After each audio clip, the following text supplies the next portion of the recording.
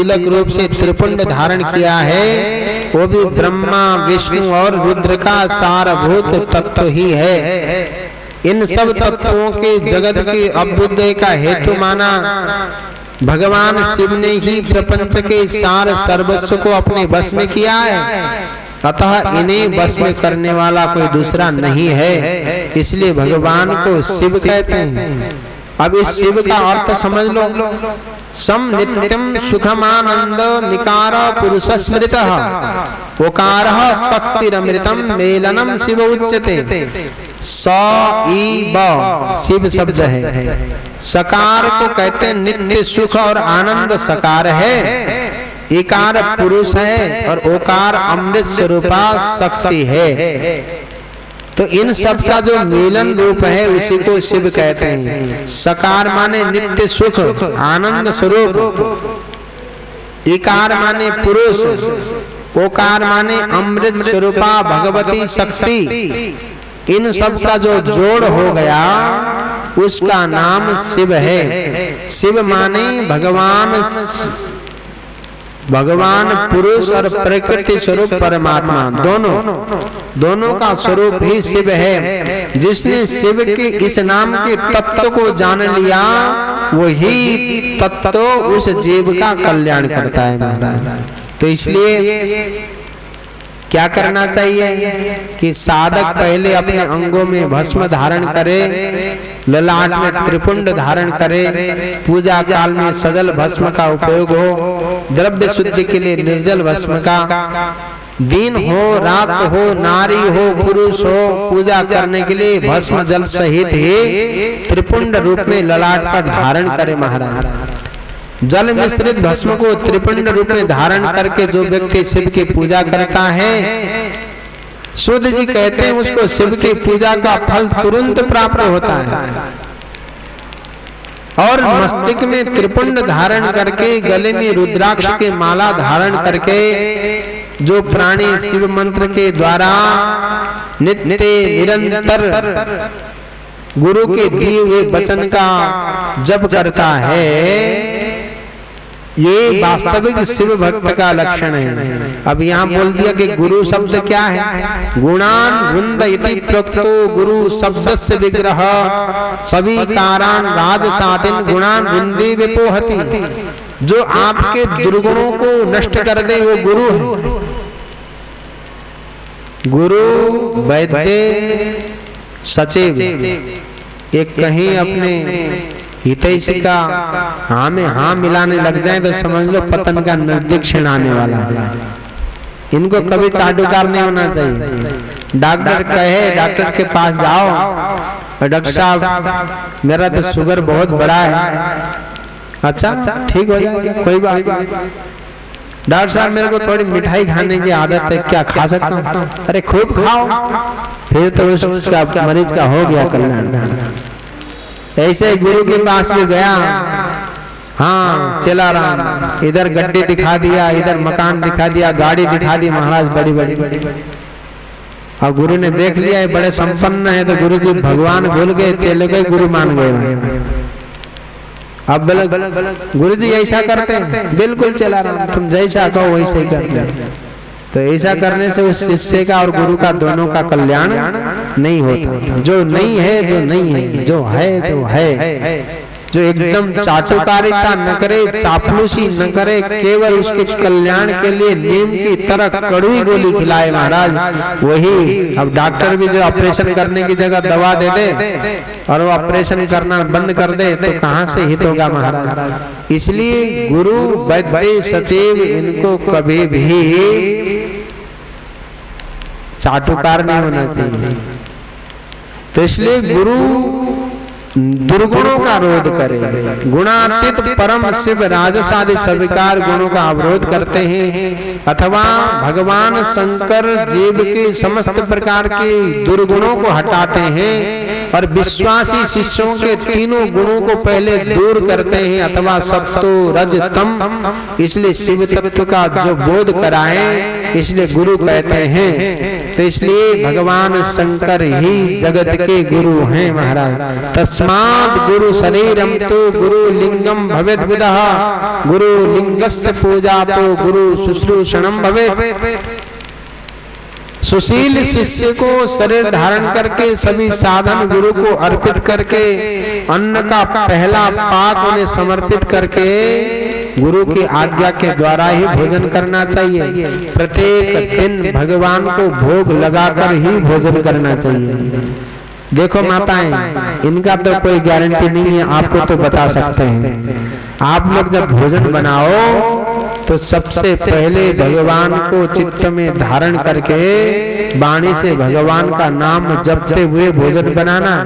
भगवान को चित्त में धारण करके भगवान का नाम लेते हुए जब भोजन बनाओ तो सबसे पहले भोजन भगवान को समर्पित करना। ऐसा भोजन कभी भोजनालय में मत बनाना अपने घर में, जो भगवान को आप दे नहीं सकते हो। क्यों? ऐसे करने से आपके घर की शुद्धि बनी रहेगी, आपके कुल वंश पवित्र रहेगा, आपके पूर्वज पवित्र रहेंगे। इसलिए श्रद्धा के साथ भोजन बनाने से, भोजन भगवान को अर्पण करने से प्रसाद बनता है। नहीं तो भोजन तो जहर है महाराज। आप अभी 12 बजे भोजन करो, करने के बाद आलस्य आता है। तो भगवान को भोजन समर्पित करके ही भोजन करना चाहिए। और जिस घर में भगवान को भोग नहीं लगता, जिस घर में अतिथि को भोजन नहीं दिया जाता, कोई भोजन करते समय दरवाजे में भोजन मांगे उसको भोजन नहीं दिया जा सकता, आप लोग तो नाराज हो जाओ, कोई बात नहीं, शास्त्र में लिखा है ऐसे घर को राक्षस का घर कहा गया। अब इसलिए सहजा इस बात को ध्यान देना कि किस प्रकार के भाव से आपको भोजन करना है। इसलिए गुरु की पूजा ही परमात्मा शिव की पूजा है। गुरु के उपयोग से बचा हुआ सारा पदार्थ आत्मशुद्धि को प्रदान करने वाला है, आत्मशुद्धि करने वाला है। गुरु का शेष जल अन्न आदि से बना हुआ शिवोच्छिष्ट शिव भक्त और शिष्यों के लिए ग्राह्य है, भोज्य है। गुरु की आज्ञा के बिना उपयोग में लाया हुआ सब कुछ वैसा ही है जैसे चोर चोरी करके लाई हुई वस्तु का उपभोग करता है।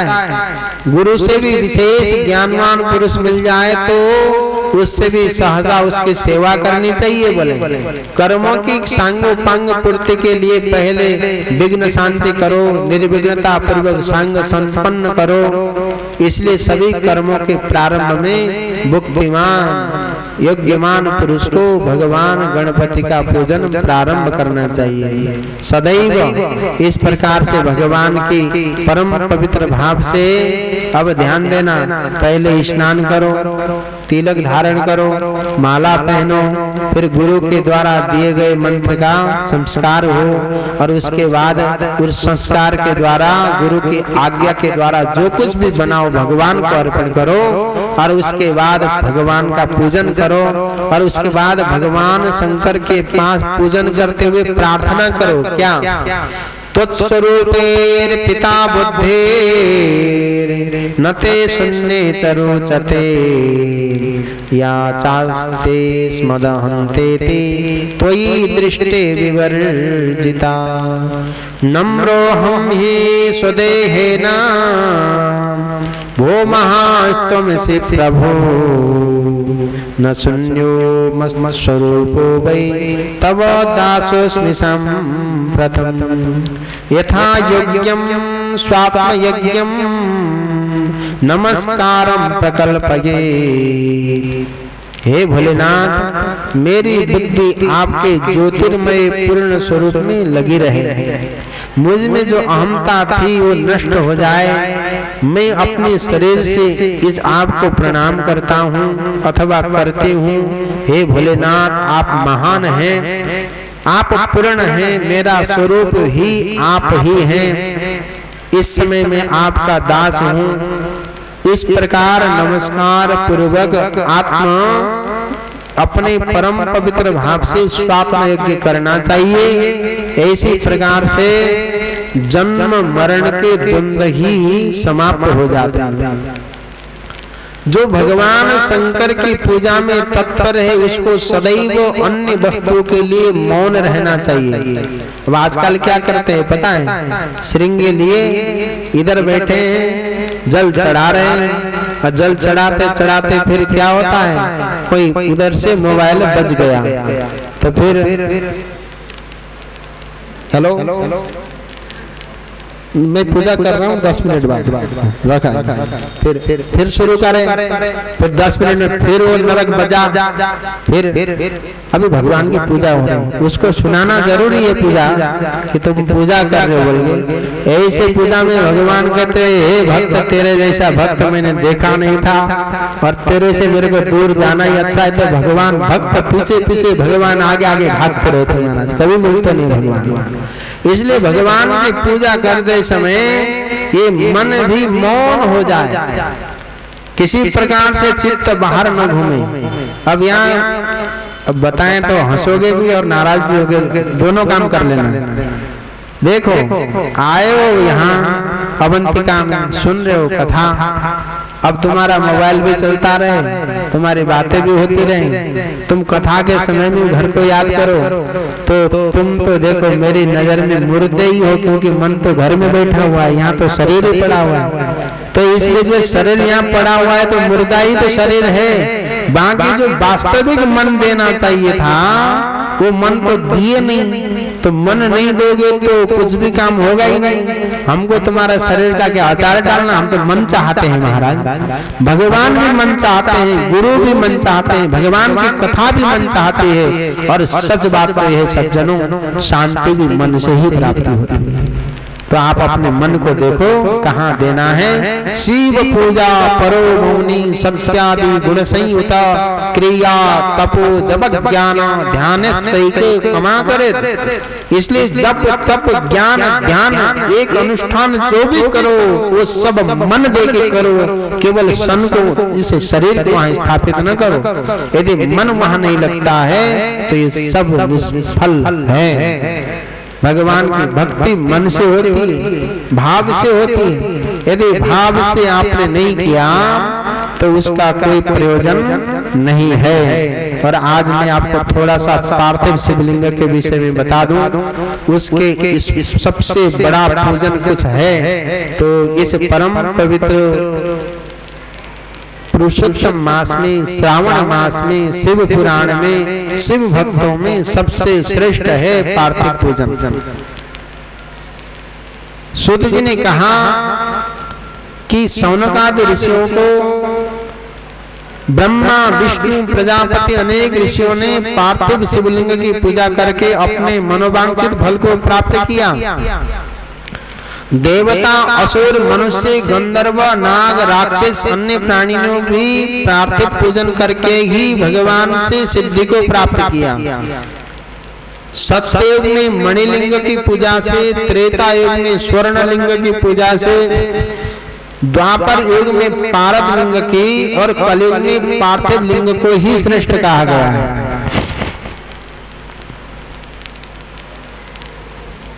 और भगवान शिव की 8 मूर्तियां हैं। पृथ्वी जल तेज वायु आकाश सूर्य चंद्रमा और यजमान। इन 8 मूर्तियां श्रेष्ठ हैं, किसी अन्य द्वारा न पूजी गई। बिल्कुल नई पार्थिव मूर्ति का पूजन करने से तपस्या से भी अधिक फल मिलता है। जैसे सभी देवताओं में ज्येष्ठ श्रेष्ठ शंकर हैं, उसी प्रकार से लिंग मूर्तियों में पार्थिव लिंग ही श्रेष्ठ है। जैसे नदियों में गंगा ज्येष्ठ है, वैसे ही लिंग मूर्तियों में पार्थिव शिवलिंग श्रेष्ठ है। जैसे सभी मंत्रों में ओम श्रेष्ठ है, वैसे ही भगवान शिव का पार्थिव लिंग श्रेष्ठ है। जैसे ही जिस प्रकार से भी हो, संपूर्ण पुरियों में काशी को श्रेष्ठतम कहा गया, वैसे सभी व्रतों में शिवरात्रि का व्रत सर्वोपरि है। उसी प्रकार शिवलिंगों में पार्थिव लिंग श्रेष्ठ है। जैसे देवियों में शैवी शक्ति प्रधान मानी गई, उसी प्रकार सभी शिवलिंगों में पार्थिव लिंग प्रधान है। जो पार्थिव लिंग का निर्माण करने के बाद किसी अन्य देवता की पूजा करता है, उसकी समस्त क्रियाएं व्यर्थ हो जाती हैं। पार्थिव शिवलिंग का निर्माण करके जीवन पर्यंत नित्य उसका जो पूजन करता है, उससे शिवलोक की प्राप्ति होती है। असंख्य वर्ष तक भगवान शिव के सानिध्य में शिवलोक में निवास करने का सुसौभाग्य प्राप्त होता है। निष्काम भाव से नित्य उत्तम पार्थिव शिवलिंग का पूजन करता है, वो सदा के लिए शिवलोक में वास करता है।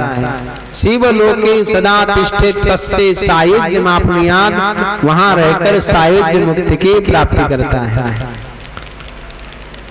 ब्राह्मण पार्थिव शिवलिंग का पूजन यदि नहीं करता है तो उसे अत्यंत घोर नरक में जाना पड़ता है महाराज। इसलिए पार्थिव शिवलिंग को सभी को सदा सर्वदा अखंड रूप से बनाना चाहिए, खंडित रूप से नहीं। खंडित लिंग का निर्माण करने वाला पूजा का फल प्राप्त नहीं करता। मणिलिंग, स्वर्ण लिंग, पारद लिंग, स्फटिक लिंग, पुष्पराग लिंग, पार्थिव लिंग को अखंड ही बनाना चाहिए। अखंड लिंग चरलिंग होते हैं, दो खंड वाला अचर लिंग कहा गया। इस प्रकार चर और अचर लिंग का एक खंड और अखंड विधान है। सूर्य ने कहा, पार्थिव पूजा की पद्धति के वर्णन करते हुए, पार्थिव शिवलिंग का पूजा भोग और मोक्ष दोनों को प्रदान करने वाला है। नदी या तालाब के किनारे, पर्वत पर, वन में, शिवालय में, किसी पवित्र स्थान में पार्थिव पूजा करने का विधान है। शुद्ध स्थान से निकाली हुई मिट्टी को यत्न पूर्वक ला करके बड़ी सावधानी के साथ शिवलिंग का निर्माण करे। ब्राह्मण के लिए सफेद, क्षत्रियों के लिए लाल, वैश्य के लिए पीली, शूद्र के लिए काली मिट्टी से शिवलिंग बनाने का विधान है। और शिवलिंग बनाने के लिए प्रयत्न पूर्वक मिट्टी का संग्रह करके शुद्ध मिट्टी को अत्यंत शुद्ध स्थान में रखे। फिर उसकी शुद्धि करके जल से सान के पिंड बनाए। फिर वेदोक्त मार्ग से धीरे धीरे सुंदर पार्थिव शिवलिंग की रचना करे और ऐसे भोग और मोक्ष की फल की प्राप्ति के लिए भक्ति पूर्वक उसका पूजन करे। उस पार्थिव लिंग के पूजन की जो विधि है उसको शुद्धि कहते हैं। कि क्या करना चाहिए? बोले ओम नमः शिवाय इस मंत्र का उच्चारण करते हुए समस्त पूजन सामग्री के ऊपर प्रोक्षण करे। उसके बाद भूरसे भूमिरस्य दितिरस्य विश्वधाया विश्वस्य भुवनस्य धरित्री पृथिवीं यच्च पृथिवीं द्रिगुहमा द्रिगुहा पृथिवी ही घोषि। इस मंत्र से उस क्षेत्र को सिद्ध करे।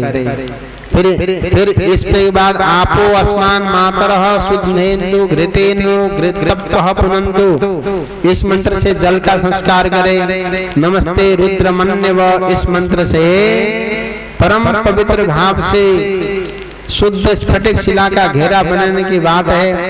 नमः संभवाय मयो भवाय च नमः इस मंत्र से क्षेत्र शुद्धि करे, पंचामृत प्रोक्षण करे। उसके बाद अनेक मंत्रों से बहुत परम पवित्र भाव से जाकर मिट्टी के परम पवित्र भाव में पार्थिव शिवलिंग बनाकर ओम हराय नमः का उच्चारण करके पार्थिव लिंग बनाने के लिए मिट्टी लाए। महेश्वराय नमः ऐसा बोलकर पार्थिव लिंग का निर्माण करना चाहिए और संभवे नमः बोलकर उस पार्थिव शिवलिंग की प्रतिष्ठा करना चाहिए। ओम हराय नमः करके मिट्टी को लेकर आओ, महेश्वराय नमः करके लिंग का निर्माण करो और संभवे नमः से पार्थिव लिंग की प्रतिष्ठा करें और शूल पाणये नमः इस मंत्र से भगवान शंकर का आवाहन करें। ओम पिनाक दृशे नमः कहकर शिवलिंग को स्नान कराएं। ओम शिवाय नमः बोलकर उसकी पूजा करें। फिर ओम पशुपतये नमः कहके क्षमा मांगे और महादेवाय नमः कहके आराध्य देव का विसर्जन करें। ये पार्थिव लिंग के नाम है। हराय नमः, महेश्वराय नमः, संभवे नमः, शूलपाणये नमः, पिनाकधृषे नमः, शिवाय नमः, पशुपतये नमः, महादेवाय नमः। ये 8 नाम हैं। इन 8 नामों से हराय नमः से मिट्टी लेके आओ, महेश्वराय नमः से पार्थिव शिवलिंग का निर्माण करो और संभवे नमः से प्रतिष्ठा करो। शूलपाणये नमः से भगवान शंकर का आवाहन करो।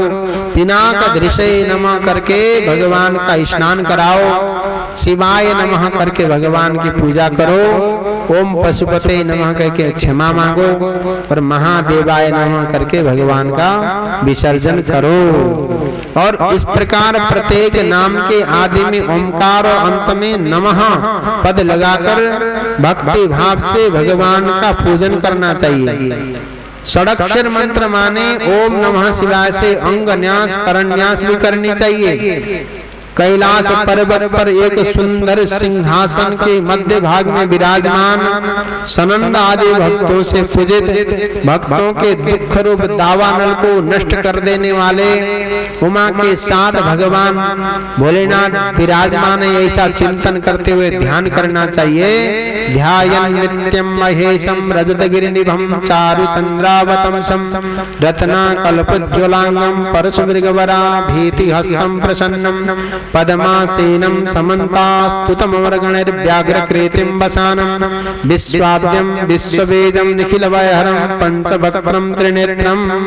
ऐसे भगवान के स्वरूप का ध्यान करना चाहिए। फिर उत्तम पार्थिव शिवलिंग का पूजन करके गुरु के द्वारा दिए गए उस 10 संस्कार से युक्त पंचाक्षर मंत्र का विधि पूर्वक जप करना चाहिए। और आप लोग क्या करते हो? पूजा भी करते हो, हवन भी करते हो, उसके बाद जो है ना वहां से भग जाते हो। हवन आदि पूजन के बाद कम से कम 1 माला जप करना चाहिए वहां बैठ के भगवान के नाम का। और मैंने ये विडंबना देखी है पूरे मालवा क्षेत्र में। यदि हवन करेंगे, पूजन करेंगे, सब करेंगे, सत्यनारायण की कथा करेंगे, सब कुछ करेंगे, उसके बाद सोचते कि हमारा टंटा साफ हो गया, जबकि उसके बाद जब 1 माला अनिवार्य रूप में गुरु मंत्र का वहीं पर बैठ के करना चाहिए। और ये कोई नहीं करता है। मैंने देखा है, बड़ी विडंबना है। शास्त्र को अंतर्मन से स्वीकार करो। शास्त्र को स्वीकार करोगे तो आपका पतन कभी नहीं होने वाला है। शास्त्र को स्वीकार करके चलोगे तो आपको संसार में दुख देने वाला आज तक पैदा ही नहीं हुआ महाराज। तो इसलिए सहज भाव से शास्त्र के हिसाब से चलो। कम से कम 1 माला तक भगवान के परम पवित्र भाव में गुरु के दिए हुए मंत्र का जप करना चाहिए। और उसके बाद प्रार्थना कैसे करना चाहिए? देखो, हे भोलेनाथ, आप तो सबको सुख प्रदान करने वाले हैं। मैं तो आपका हूँ, आपके गुणों में ही मेरे प्राण बसते